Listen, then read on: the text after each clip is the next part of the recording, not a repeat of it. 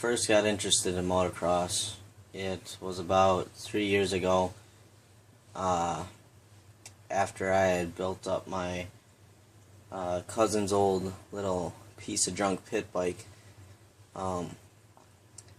What happened was I was just going through YouTube because, I had nothing to do back then like I do now, and I saw this one video called "We Love Motocross" by Derek Hallman, and I clicked on it. At the time it was at like 500,000 views. Now, like 3 years later, it's got like 5 million, something crazy like that. But I watched it, and as I sat through the entire thing, I kind of piqued my interest in it a little bit, just seeing all the bikes getting whipped around and, just on the track racing against other people, going fast, seeing dirt getting flung everywhere. It just kind of, I don't know, just kind of seemed interesting to me. So it was about, I think it was the 6th grade summer. It was like right before 7th grade started for me.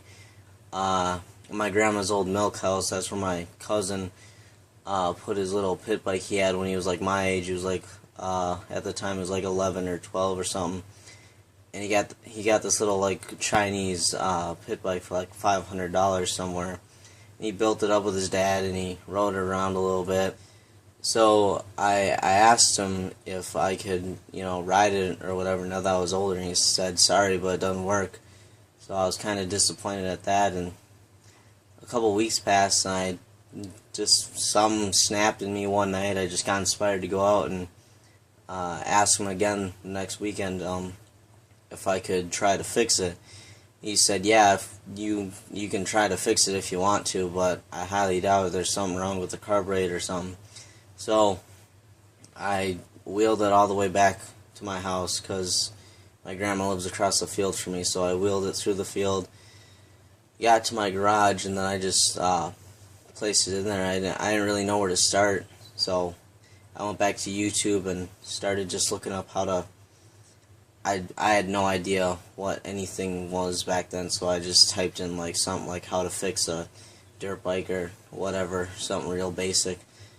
And like thousands of videos came up on different problems that it might have had.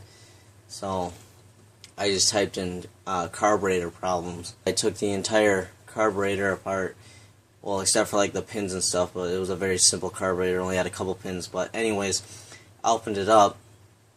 What was inside was the what was it, the gas level, I don't know what you call it specifically. It was like the buoy that stops the gas from overflowing or whatever. That pin inside was all messed up. So I just decided to get a brand new carburetor altogether. It took about 2 days to finally find the right one. A couple days later, it came, and I took the carburetor, took it off the engine sealment, put the new one in, put all the pins back, and the spring and the throttle bead and everything where it needed to go, and close it up. I put the gas on, and then it took me like about 5, 6, maybe it was like 7 to 10 kicks, something like that. It took a lot of kicks. I kept kicking about 5 more times, and it just like sprung up. It was like screaming though. At least it was running, so then that inspired me to keep working on it. I got the carburetor spring fixed eventually because I went back and I looked up how to properly do it, and I fixed it. I started riding it around a little bit, going up and down the field through the woods. Back then it didn't have a front fender at all. It snapped off the first couple times trying to ride it, then the back fender broke off because it's a shitty $500 bike. I rode it for about maybe 2 months, something like that, and it was all I had, and I loved it. And the footage you're seeing here is like showing how fast it actually went. It was pretty slow, but as at the time that was all I had. That's all I had experienced on as far as riding went. I thought that was the shit back then. It was not reliable though. It was definitely not reliable. The brakes barely worked. It was a pain in the ass to get started. you had to have the secret fuel combination because you can't leave it in one setting, otherwise it will overflow.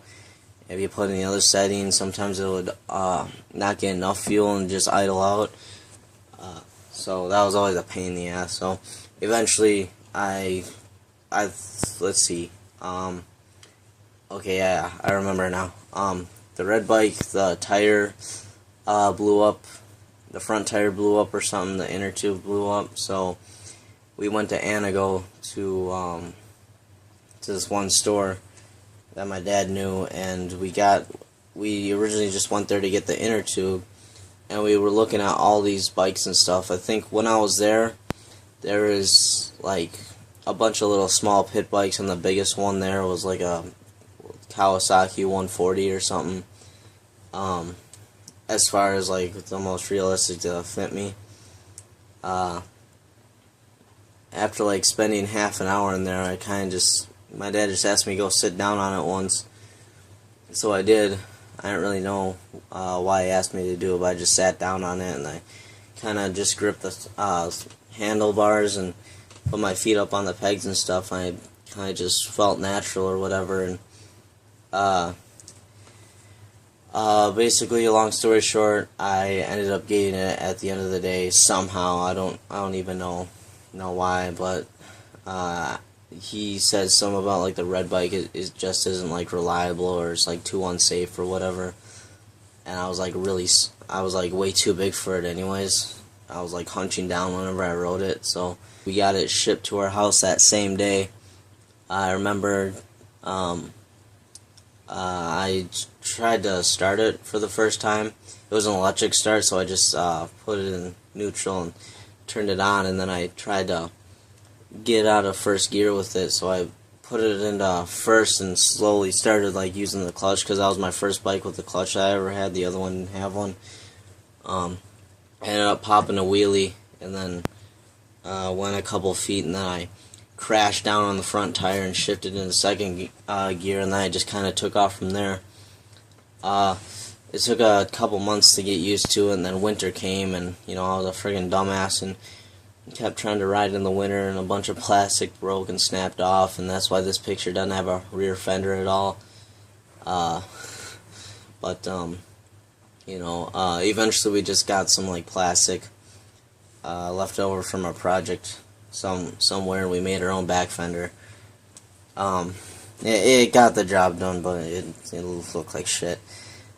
And then I rode it all through the 7th grade summer, all the way up until this last winter, and then 8th grade started back up again. I rode it a little bit through the winter, and then after like New Year's, I just started looking on Craigslist, because I've been talking to my dad about upgrading for like 5 months or something like that, because I just felt like it was getting a little small for me, because I had that bike for like a year and a half or something like that, and I was kind of outgrowing it. The suspension couldn't handle what I was trying to do with it, because it was just like an off-road bike. So eventually on Craigslist I just found this one hell of a deal.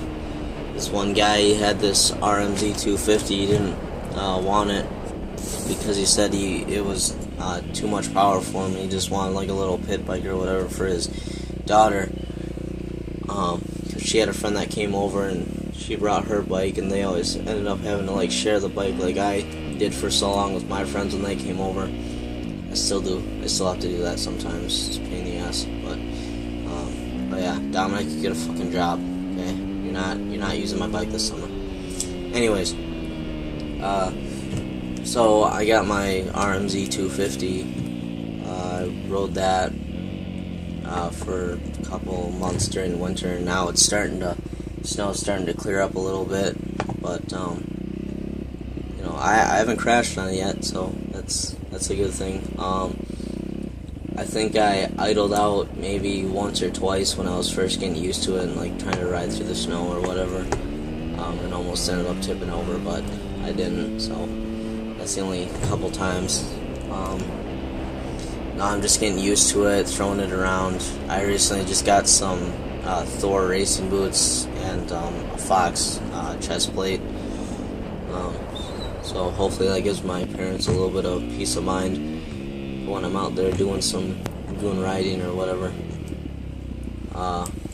For those of you who don't know, goon riding means basically just like driving like recklessly or dangerously or doing some weird shit or whatever.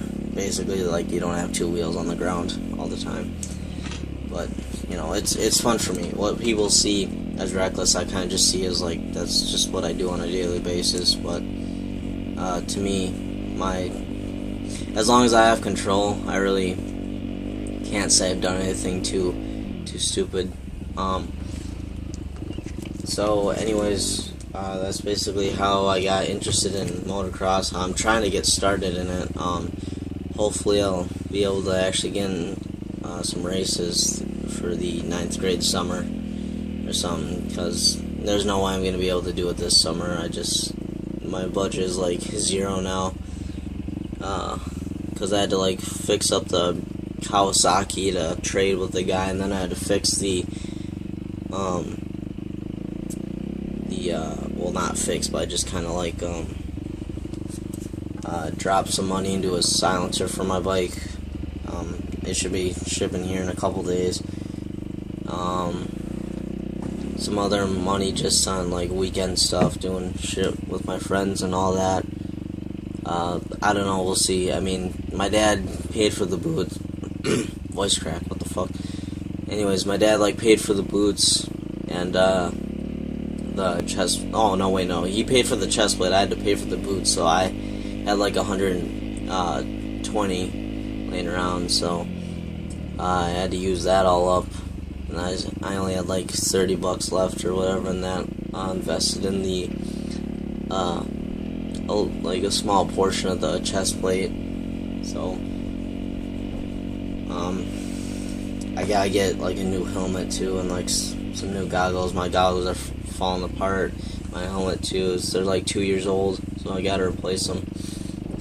So, plus I should probably get some more experience on my bike this summer before I consider racing. And then we gotta figure out how I'm gonna transport it to like Tigerton or something, because you know we don't have a truck or any friends with trucks that we can use or anything. So I gotta like probably drop some money into my grandma's old farm truck so it would be capable of driving down to Tigerton or some place like that. But anyways, that's just a quick background of how I got interested in all this, where I'm trying to end up. I just want to start racing. It just looks so fun. I've always been that kind of competitive, independent sport type of person, and you know, my type of fun is about 2.5 gallons of flammable liquid between your legs, going at like 30 miles an hour, racing with other people in the same situation. You know, broken bones, broken spines, all that fun shit. But yeah. Anyways, just want to say I'm freaking surprised at how this channel hasn't like crashed yet. I don't even know how this channel is still going. I kind of just upload shit whenever I'm bored or whenever I have nothing else to do. So, you know, hopefully this was somewhat entertaining, informational, blah blah blah, whatever the hell you want to call it. Half you probably aren't even listening to this, you're just using it as background noise while you're playing a game or some bullshit, I don't know. Also, Aiden, bud, you gotta get your bike down here before summer, because you gotta like get a new top end and shit in it. You know what? Based on Aiden's situation, I think I might make another quick little thing in here too. If you're planning to buy a dirt bike off the internet, please talk to some friends or someone who actually knows like dirt bikes and other sizes and stuff, because my friend Aiden, he asked for a dirt bike for Christmas, and his parents got him like a 2014 Honda Sierra F-150 for like $4,000. No, it wasn't like $4,000. It was like $3,500. And I don't mean to be disrespectful to him, but just God, that was a shit deal. It was horrible. Okay, my Kawasaki alone, KLX 140, brand new off the floor, 2016, was only $3,200, something like that. And his Honda, okay, his Honda is like broken. He's like a new top end or whatever. Secondly, it's 2014, so it's like 4 years old by now. I'm not sure how reliable it is. 3, Asian knows shit about like engine work, or where to even start on this. So I don't know how he's gonna somehow manage to put a new top end in it. He's probably gonna have to have some help from me, or maybe he can do it himself. I don't know. If he figures out how to do it himself, I'm gonna be surprised. So if you're gonna get a dirt bike for someone you know, or like for yourself, just take the extra couple days to just go on YouTube or Google or something, and just look around and see what other people are paying for the bike you might want or whatever. So that's just a tip from me to you. Anyways, thanks for watching, and I'll see you later. So one more quick thing. I'm sorry for the shit audio, but I don't put money into anything else besides like my bike or my gear or whatever. So I'm just using the shitty S4 Mini from like 4 years ago. I don't even know how long it's been, but that's why the audio is so shitty. Part of it's me too. I'm just a shitty talker. My voice is way too deep. I can't get any higher than this. So sorry, guys. But I tried my best. So if you're still making fun of me for this, go fuck yourself.